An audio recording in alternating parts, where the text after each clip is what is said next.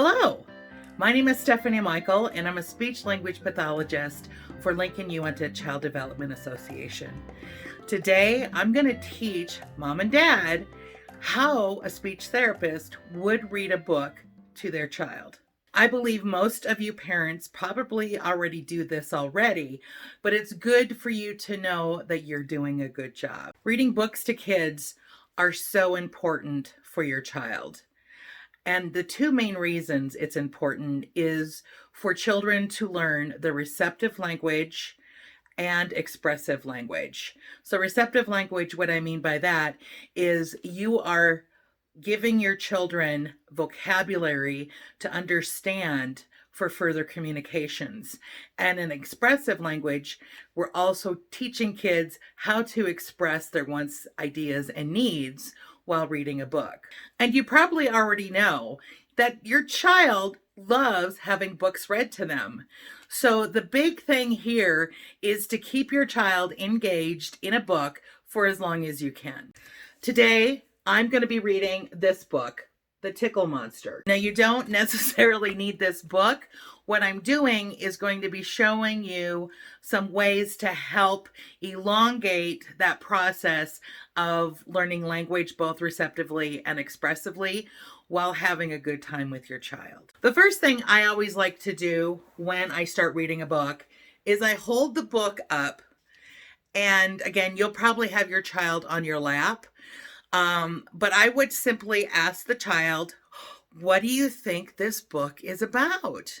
And again, that gives you and your child an opportunity to think about it and again, express themselves using their language. So right now I'm going to model how I would read to your child.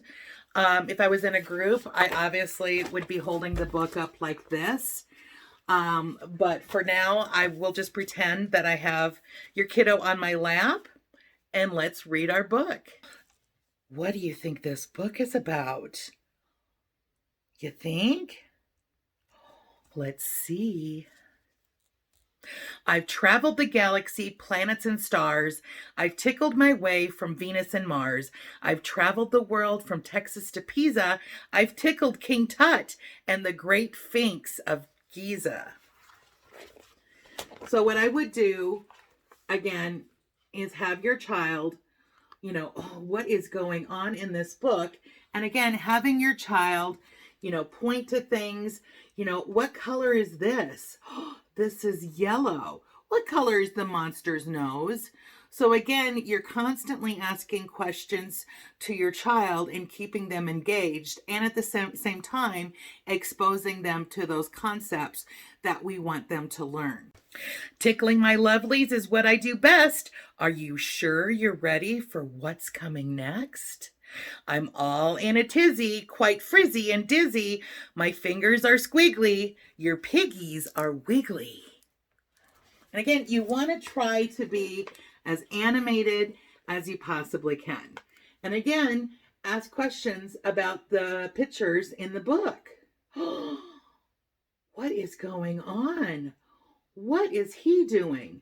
So again, we're looking for that open-ended question, what is he doing? And your child hopefully is going to say, he's hiding behind a bush. And if your child cannot understand that concept of hiding, that's again when you would go in and say, he's hiding behind the bush. Do you see that? He's hiding. So again, what we've just done is we've given a visual of what hiding is, and you now have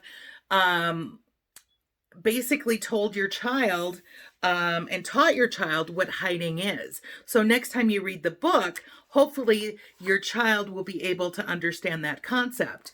Another thing that you can do is you can, after this book, if let's say we want to work on that verb hiding, you can play a game of hide and seek. Again, just solidifying that understanding of what that concept is. I may not be right, but I'd venture to say you ought to be tickled 10 times a day. So please don't you move. You better stay putsy. My first stop will be your... And what I love about these books, it is actually stopping right before the word that you want to say. So again, what we want your child to do with especially books like this is we want them to then say, what's on the next page is, what is it? You're adorable footsie. So what we're doing too, Pootsie and Footsie, is rhyming. Rhyming books, Dr. Seuss books, are fantastic because, again, rhyming is part of that phonological awareness that kids need to have before they start learning to read and write. And again, this book is fantastic. So you know, the monster is tickling, you know, his feet. So again, it's an interactive book, so you can obviously, you know, go tickle your children's feet, which they'll get a kick out of. I need just a moment, as a matter of factly, to scheme where I'll tickle you next. Exactly. I'll tell you a secret, you sweet little pea. It's time to tickle your... See, again, it's setting up for that rhyme. So your child will hopefully be able to, let's see what it is, and have your child say, your cute bony knee. I can't read upside down. I want you to know the tickles are ending. Not true, of course. I'm only pretending.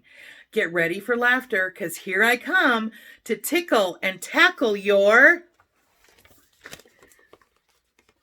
So then, hopefully, your child can say, little tum-tum. And then again, too, tickling, you know, this book is a very good interactive book, but there are many other books out there that you can have. But again, too, you know, we're also working on, you know, body parts. Where's your knee? Where's your tummy? Where's your feet? So we're doing a lot of language and a lot of teaching, even with a book that's so simple. Let's stop, if you will. I have a request. My fingers are tired. They need a short rest. Just for a moment, let's make a funny faces. Be fishes or monkeys or something outrageous.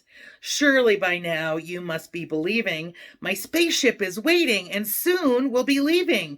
So let's say goodbye. Oh my, what the heck? I've decided to stay and nibble on your... So again, you guys can make funny faces. And also, we want your child to hopefully say, your neck, and then again, tickling your child's neck. No camel or kitten or bulldog or beagle, no kangaroo, elephant, zebra, or eagle, no octopus, platypus, chipmunk, or toucan knows how to giggle as well as you can. With big mitts like mine, my talents are obvious. Everyone says my tickling is marvelous. Here, let me prove it. Holy moly, kind kitties. The next place to tickle is your...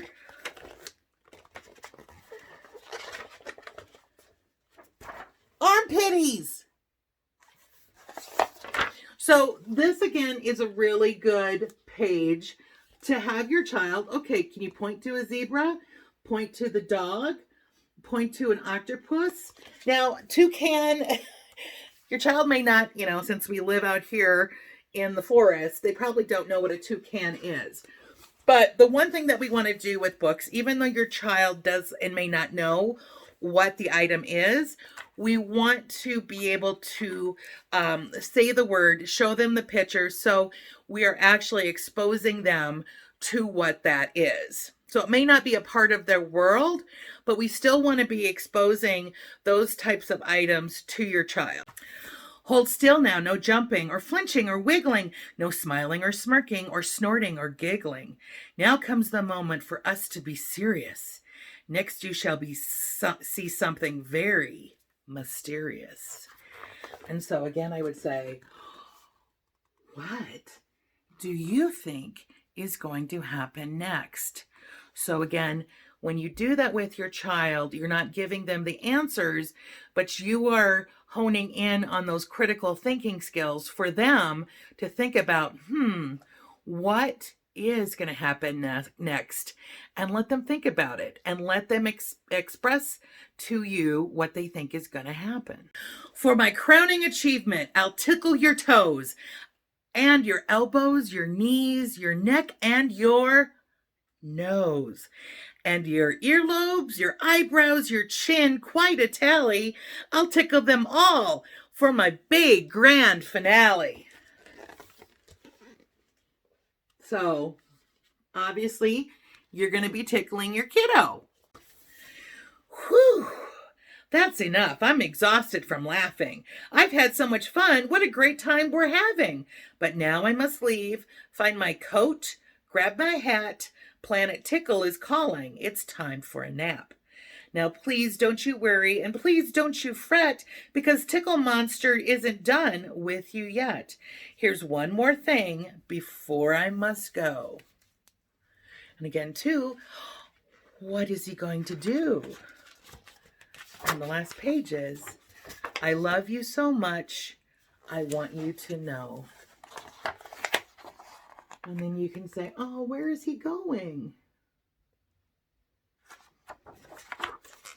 And that's the end. This is just one of the books. I probably will come back and maybe suggest some books for you. You probably have a lot of these at home. But the main thing when you're reading a book with your child is to have a good time.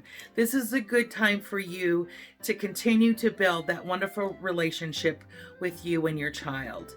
It's such a great opportunity to be able to ask them open-ended questions, to ask them critical thinking questions, again, exposing them to new vocabulary and actually allowing them to use the vocabulary that they already have. I want you to have a great time reading with your kids. And if you should have any questions, please contact your local child development center. So I look forward to doing more of these with you, and I hope you have a great rest of your day.